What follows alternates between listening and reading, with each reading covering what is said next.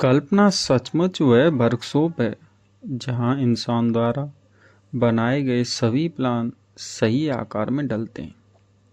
यहाँ मस्तिष्क की कल्पना की शक्ति द्वारा संवेग व इच्छा कर आकार, रूप और कार्य रूप दिया जाता है। यह कहा गया है कि आदमी जिस चीज की कल्पना कर सकता है वह इस चीज को रचना भी कर सकता है। इंसान ने हवा को पूरी तरह जीत लिया है, पंछियों को भी पीछे छोड़ दिया है।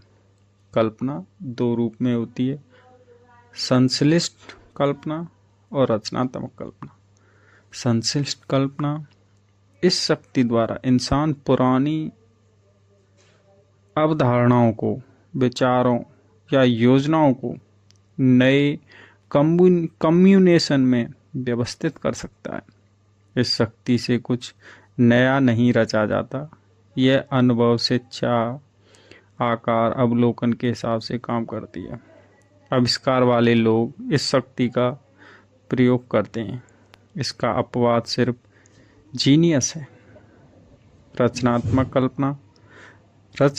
कल्पना शक्ति द्वारा इंसान का सीमाबद्ध मस्तिष्क अनंत प्रज्ञा से सीधे संपर्क करता है। यह वह शक्ति है जिसके द्वारा सभी मूलभूत या नए विचार इंसान को प्रदान किए जाते हैं। इसी शक्ति के द्वारा कोई इंसान दूसरे इंसान के अवचेतन मस्तिष्क के द्वारा संवाद कर सकता है। रचनात्मक कल्पना अपने आप काम करती है। यह शक्ति जब ही काम करती है जब चेतन मस्तिष्क बहुत गति से काम कर रहा है। उदाहरण के तौर पर, जब चेतन मस्तिष्क प्रबल इच्छा के भाव से प्रेरित होता है तो रचनात्मक कल्पना शक्ति का प्रयोग के द्वारा जितना विकसित किया जाता है यह उतनी ही चौकस रहती है।